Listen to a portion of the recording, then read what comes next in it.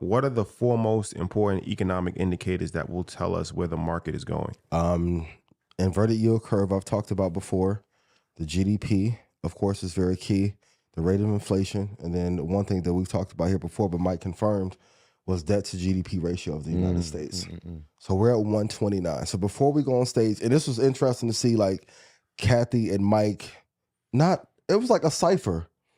And I don't want to tell too much, but Mike said if we get to 170 on GDP, our nation will be flat for a decade. And I was like, we're at 130. What do you mean? He was like, no nation has ever almost got to 200, even though Japan is hovering there, and they've made it okay for the next decade. So we need better leadership. We need better fiscal policy, because if that is not taken care of, like, we are overextended as is. But we're like when your credit card, you got like a $5,000 limit, you like at 4,500. We're there for America. So if we don't find a way to produce more companies that are driving GDP, and that's why NVIDIA is so important. When Meta took a little stumble, they filled that gap when Meta hadn't turned things around yet. There shouldn't be 7 companies that are running the world economy right now. Like, we really technically need 20 to be in a place of safety and to bring the GDP down. But we printed so much money from COVID. Now, when inflation goes up, we're spending $8.5 billion a day just on interest payments. So if that doesn't come down, it's going to be almost impossible for another 10 stocks to 20 stocks to come up that will give us great gains. So that's the number one thing you have to keep your eyes on, is debt to GDP ratio. And if we get to like 140, 150, we could be in trouble. I know Chamath Palihapitiya, I love you. I know he said it does not matter. But when Mike says it and economists are saying it, and then now Goldman Sachs see it, like, even Larry Fink is starting to get worried about GDP, and they run the world. Like, if BlackRock gets concerned, we should be worried. We have to figure out a way collectively to be able to bring the GDP down so that we have a safe economy. When you say 7 companies that control the economy, the world economy? Yes. So here's a question, because I'm thinking about the 7 companies. I'm sure we all know them. When will that not happen, right? Or are you saying that they can't continue at this pace? At this pace. Or do we need more people to participate? Because those 7 companies are going to be here for the next 10 years. And but they're probably still going to lead? Yeah. Are you saying we need more horses in this race? We need more horses in this race. But when you have a economic policy where inflation finally has went back up after 14 years, the company profits are being squeezed. The average person isn't making enough to even stimulate the economy. We're in a desperate cycle. Like, imagine if we were a B2B enterprise and we only had 7 great clients. We'd be worried. That's our nation right now.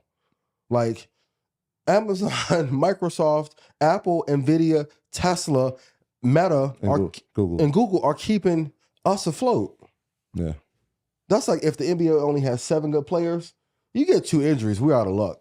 Thank God Zuckerberg started doing Muay Thai and got in shape and then turned around a fortune of Meta, because if not, the economy would be even lower than we are right now. But this is interesting, because if we compare it to basketball, we've had this conversation before.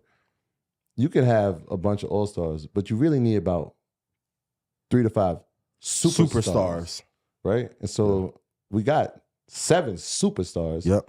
We just need some more all-stars. But out of 6,000 publicly traded companies. We got, right. That's the tough part. Like, even with you being an advisor, like, never in history since you started being an advisor where only this small amount of companies produce 80% of the gains. Yeah. Like, even great companies, Honeywell, Caterpillar, John Deere, McDonald's, like Starbucks is having issues and their sales are strong because the inflation is eating away all the gain. Like, for like a trading example, this is like the equivalent of overtrading. The products are moving well, the sales are strong, but inflation is so high, there's decay in the profitability. Yeah, you know what? Speaking of these all-stars, I had a moment. I forget who I was talking to. It might have been Dio. And shout out to Dio. And we were back in the little tunnel yesterday, and he was like, you had Robert Smith, Puff, Junior Bridgman, Paul Judge was standing there. Yeah, shout out to Paul. And some other guys that we'll talk about another time. Yeah. And he was like, what's the percentage of the black net worth that has come through this building this weekend? That's a great point.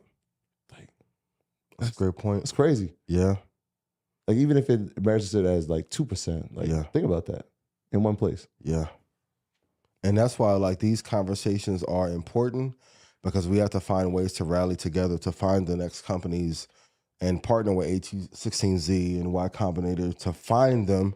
Because like even if we take Stripe has had an issue going public for the last 14 months. And if you look at it outside of PayPal, they're probably the most popular payment processor. There's some issues you guys got to fix, but I love you dearly. We'd love to have you on the show.